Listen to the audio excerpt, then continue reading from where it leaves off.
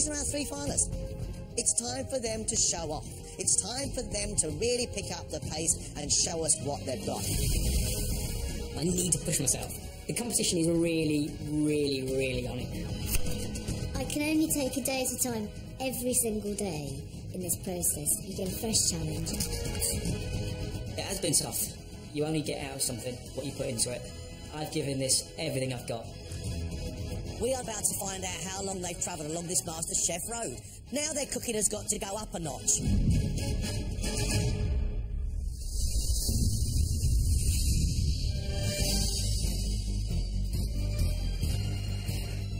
Danny, Emma and Michael are en route to Buckinghamshire for their next challenge. John and Greg are always raising the bar, so I've just got to be all over this today.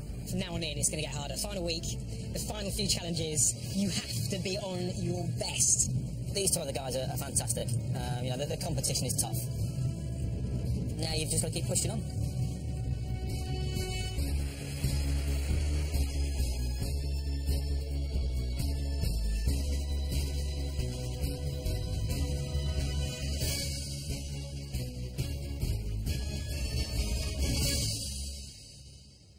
Welcome to the incredible Bletchley Park. During the Second World War, this was Britain's most top secret location.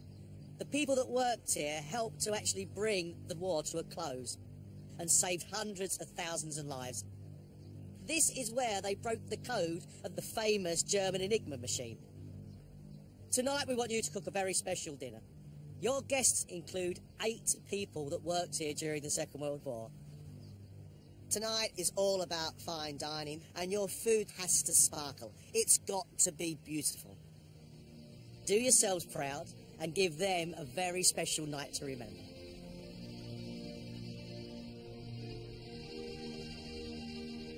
The men and women being honoured at tonight's dinner worked in prefabricated huts to decrypt encoded German messages. Among the famous mathematicians and analysts was Alan Turing, widely considered to be the father of computer science. The German messages would be in 5-letter groups, so it would say something like QXVZC, ABZC. You know, I mean, it would just look like rubbish.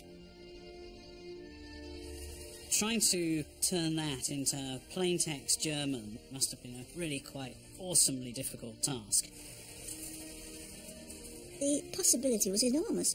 It was 158 million, the possibility of getting it. We were thought to be wizards in some quarters. I never thought of myself as a wizard, even at that time. But the Germans did some extraordinarily silly things. They would sometimes throw in the words Heil Hitler, which were very useful to us. I did feel that I was doing something which was very useful. And I kept secrets, not because I'd signed the Official Secrets Act, but because I knew if we gave away these secrets, we wouldn't be able to break the messages. To cook for these distinguished co-breakers of Bletchley is a real honour. What they achieved was incredible, and to get the opportunity to hopefully, impress them with a plate of my food is just amazing. My granddad was a veteran. I want to deliver the absolute best meal for them that I possibly can. We owe an awful lot to them. It's a special occasion. It's an honour to be cooking for these sort of people.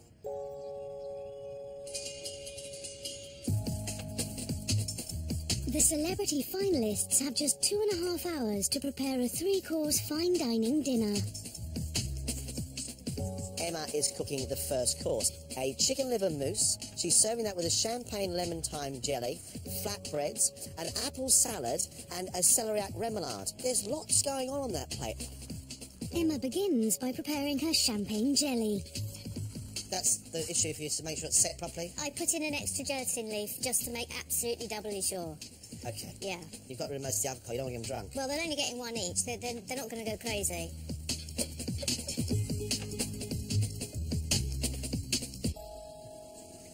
Right, good.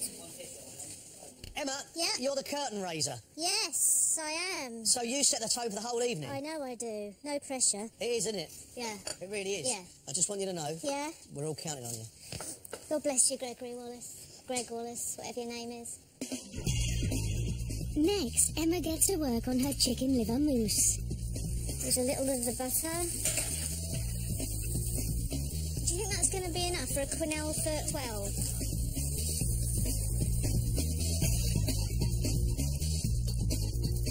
Danny has got main course and a celebration of the sea. It's a beautiful dish of herb-crusted halibut, a scallop mousse, langoustine glaze, langoustines, and a galette of potatoes. It sounds absolutely delicious. We've got 12 bits of halibut, all cooked at the same time, all being plated at the same time. Yep. How on earth are you going to keep the bits of fish warm? Literally, it'll be the last thing that goes on. Bang, bang, bang, bang, bang. 12 bits of fish on top. Go. And we'll plate like Billy Whiz. It's a tough ask, isn't it? It'll all be fine. It's all under control. Making the herb crust to go on top of the halibut at the moment. So basically, I've got to roll it nice and flat, nice and thin. Which one's the freezer? Ah. Yeah. Trays don't fit in it. So what does fit in it? The dessert is being done by Michael. He is doing a salted chocolate tart that he's serving with an ice cream. Michael's touch tonight has got to be bang on.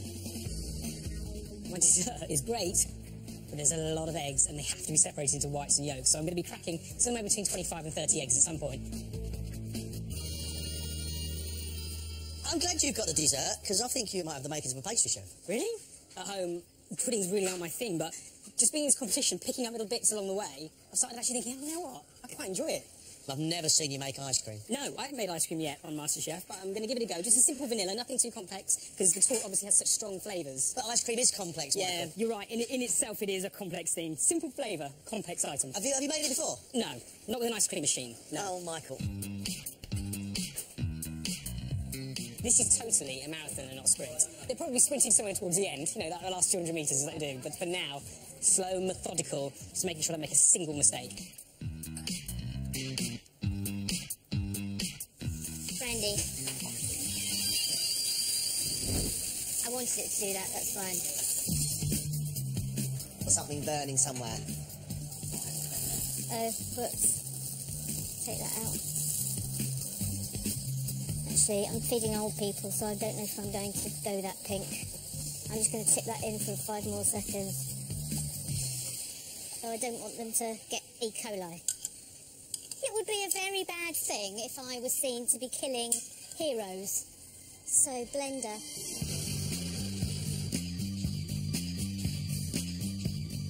This is the time-consuming bit.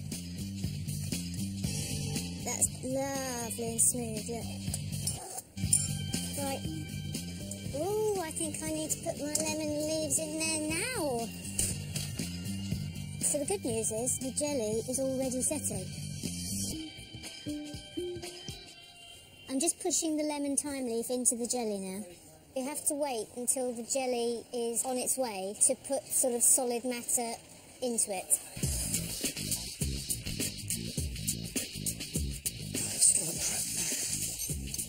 Next on Danny's agenda is a warm seafood mousse made with scallops, egg yolks, cream and cayenne pepper. For me, the real danger point has to be the scallop mousse, because it's got to be creamy, it's got to be light, it can't be grainy. How many times have you done that before? Just the once. So it's a gamble, but... Do you know what I like about you today? You got a smile on your face. You like this dish. I do. If it turns out how I want it to do, I will be very pleased with it. Danny's next job is to finely slice potatoes for 12 individual layered potato galettes. Plaster, please. It's only a slice. Just need a plaster. Slight accident with the mandolin. Trying to do too many things at once. No one else's fault but mine. Danny needs to ensure his scallop mousse sausages are fully frozen before he poaches them. Otherwise, they won't keep their shape. I've got to get the last one of these done, then get these into the chiller. Time is my only enemy.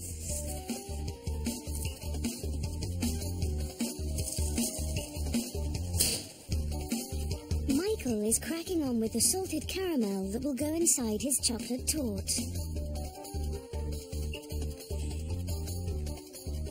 Come on. How do you think think these people, their generation, are going to feel about salted caramel? I mean, it's very modern, new age, isn't it? It's different. It's a little bit out there, but I really hope the distinguished guests tonight are going to really love it.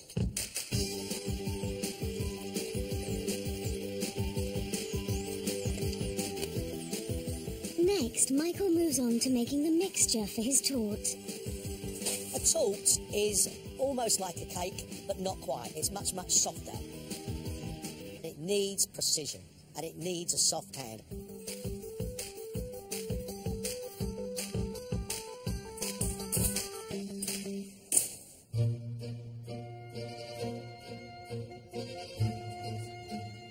With half an hour to service, tonight's guests arrive, including 8 Bletchley Park veterans.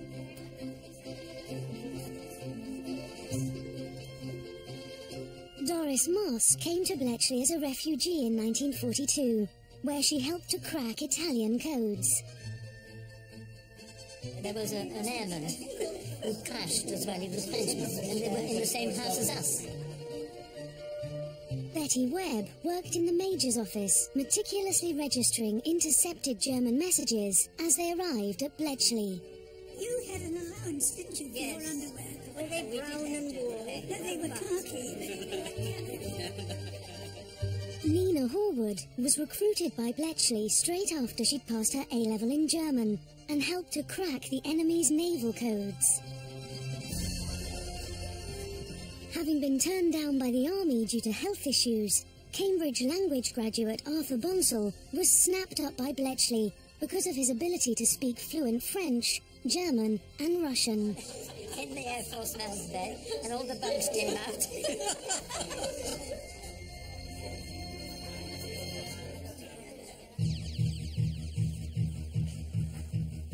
With less than half an hour to go, Emma begins rolling out the dough for her starter. They will be sprinkled with sesame seeds and poppy seeds and a bit of Maldon salt. These are time-consuming. It's going to be very tight.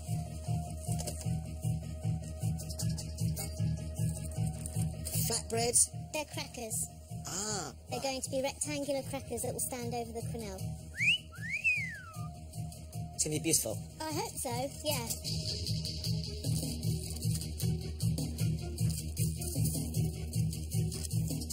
Oh, I better not touch that with my hand like an idiot.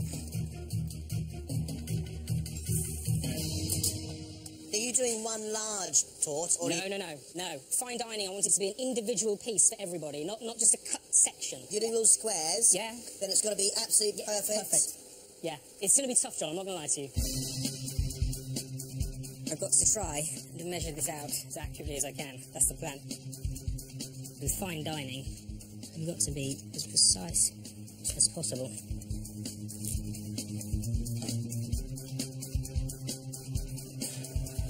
Why not on ice cream not setting? She's been great. My other thing are my twirls.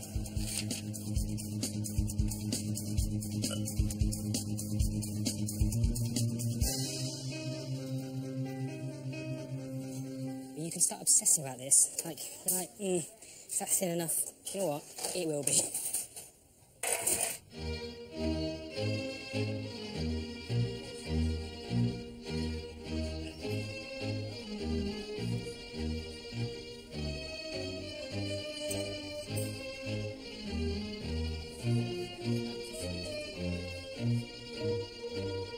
Cambridge history graduate Asa Briggs was 21 when he was recruited by Bletchley to crack German Army and Air Force messages. I'm full of high expectation, great expectations. I will compare it with the food that we had at Bletchley Park during the war in the back of my mind. But I hope we'll do better tonight. I'm sure we shall. Gwendolyn Page was 18 when she was recruited by the Women's Royal Naval Service. She was posted to Bletchley's U-boat intelligence section. Being a Wren, we had our own Wren canteen, and we had naval food, and it was very much the same all over the world. I'm hoping on a very interesting meal. Roseanne Colchester would cycle 3 miles uphill every day to come to work as a Luftwaffe codebreaker. When the war ended, she became an agent for MI6. I thought the food here was very good. It wasn't French or anything marvellous, but it was adequate and it was hot. Jean Valentine was also 18 when she was enlisted as a Wren and was picked up by Bletchley as a codebreaker because of her passion for cryptic crosswords.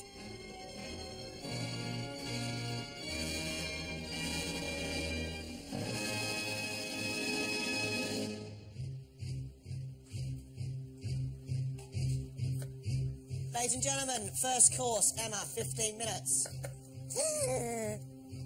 I'm going to be very, very, very tight. I'm going like the flipping clappers. Sorry, I know you're up against Yeah. it. Can I just ask if the jelly set and the mousse set? I haven't even checked. I haven't even had time to go and look yet. Take your time. Be pretty. Think about your plate. Oh, please God, come out. Love that, love that. That's really nice, Emma. Thank you, John. That is really... Greg, sorry. That's really I've lost nice. my mind.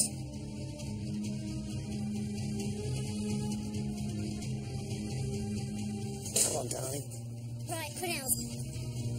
Come on, mousse, mousse, mousse, mousse. Right, come on. 5 minutes, Emma. That's good, but you can't take that long over every quenelle.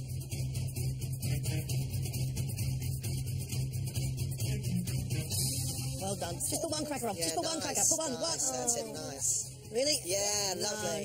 No. Lovely. It's like a temple of pate. That's it. Well done, well done, well done. Service, please. Could you serve it with the jelly forward, please?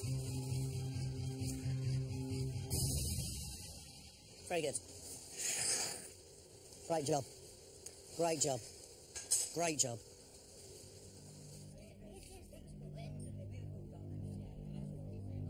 For the starter, Emma has made a chicken liver mousse with poppy and sesame seed flatbread crackers, an apple and watercress salad, celeriac remoulade, and a champagne and lemon thyme jelly. I don't quite know what to do with the pyramid, but I'm using it as a shovel. Well, my dear, do what I'm doing. Just pile it on top. Making a most terrible mess. Yeah, but nobody's watching you, you see. Just come in. I thought it was a perfect pate, and the jelly thing, as we all call it, was delicious. I'm really enjoying this. Absolutely delicious. I love that jelly thing. I've never had that before. In fact, if there's any going begging, I could do with another one. Definitely an improvement on the naval food we used to get. And it was very interesting. But not quite filling enough for me. Well, the pate I thought was very, very good. I think I've had so much champagne I can hardly remember it now.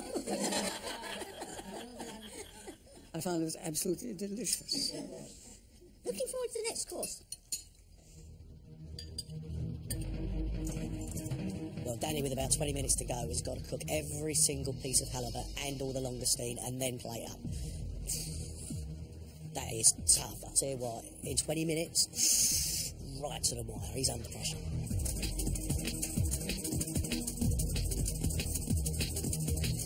How you getting on, Danny? I'm getting there. Right, so you're poaching your halibut. Yep. Sauce is done, your glaze. Yep, so let's get the broccoli on and then obviously get plated up after that. After all that work, don't you ruin that fish. Danny's got to make sure that mousse of the scallop is cooked all the way through. Otherwise, it's going to open out our plastic and pour all over the plate. Bring it back, please. 8 minutes, Danny, and it should be leaving the room. All right, we're going to be tucked late then. How long?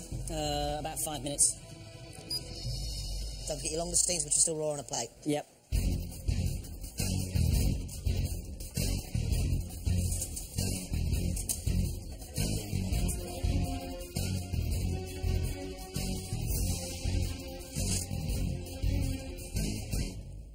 Lovely. Really lovely.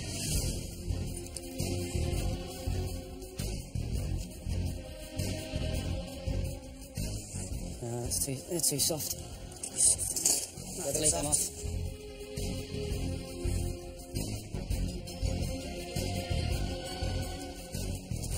What do you do about the mousse? I don't think it's servable. It's not really what I had in mind. There's enough going on that plate, Danny, that doesn't matter. We're running a little bit behind. When I was in the Navy, we were told that Navy time was 5 minutes before time, not 5 minutes after.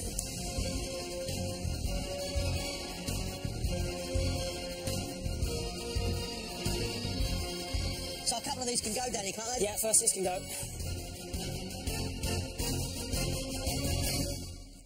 Well done.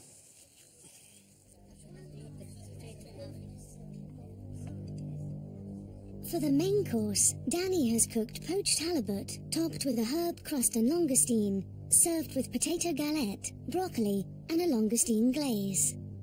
I'm longing to get down to eating it.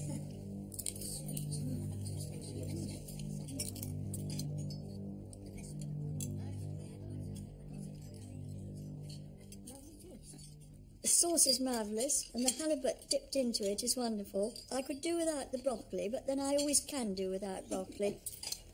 I'm afraid I disagree with Lady Briggs about the broccoli. I thought that was really very nice, but I was always taught to eat my greens when I was small. When I think back to the war, and the only fish that we had available was snook, I think. This shows you what we were missing. The fish is superb, very well cooked, not overcooked. Very good. Delicious.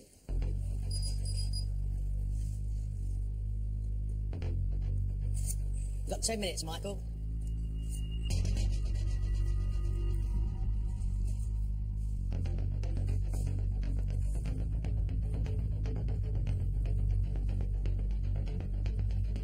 I like this, Michael, I really, really do.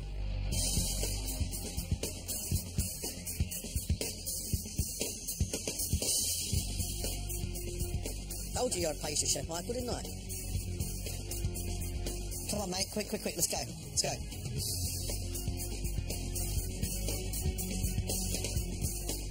You're a star, Michael. It's a cracking-looking dessert.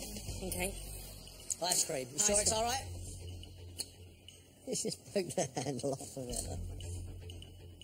3 minutes left. Right, okay.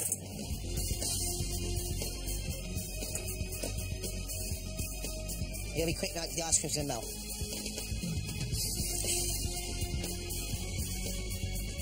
Not quite set enough, no? No. Last one, well done. Right, let's go, mate, please.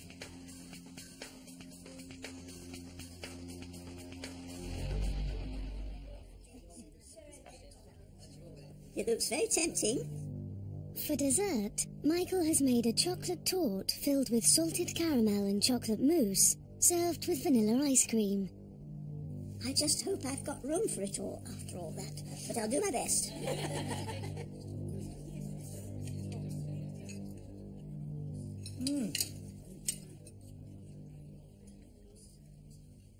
My goodness me, it was absolutely wonderful. I shall have to go home and do some rather better cooking in future, I think. Lovely texture, lovely flavour. That toffee, if you haven't eaten that squiggly bit of toffee... Oh, you have, I see. Okay. That's particularly nice. Wonderful. Delicious ooze from inside this. Well worth waiting for. My sweet tooth has been having a field day. Delicious, but I'm afraid it's a question of capacity. Might nick a bit more crust off the top, yes. Very good indeed, except my ice cream's slightly melted. I think it's a wonderful way of ending a meal. It's terrific.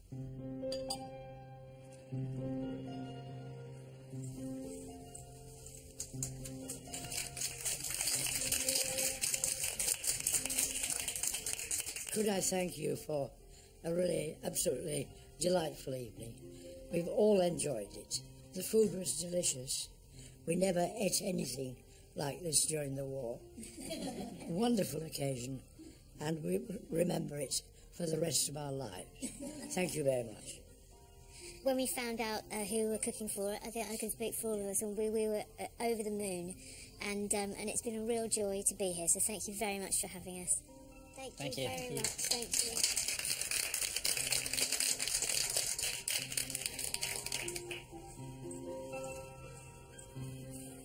They're heroes and heroines. So it was incredible, really incredible to be able to cook for them. And even more incredible that they liked it. It's a fantastic honour. These people have done incredible things. You know, I really put everything into this and filled every second of that 2.5 hours because I wanted it to be such a nice dessert for them. I'm just so pleased that they loved it.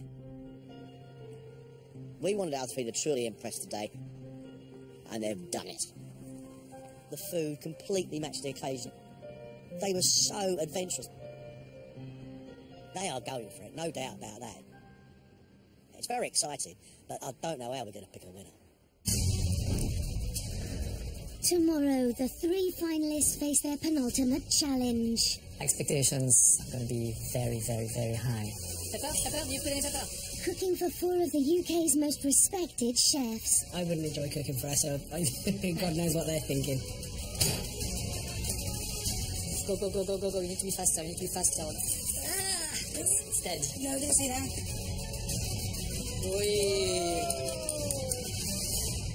To think that this was an amateur that cooked this. Amazing, really fantastic. And that's back to the usual time, 6:30 tomorrow night. Next tonight here on BBC Two, is Berwick-on-Tweed still at war with Russia? The full story with Coast coming up. Then maybe selling the family silver can prevent a treasured country house becoming a piece of history. Antiques to the rescue, a new series at 8 o'clock.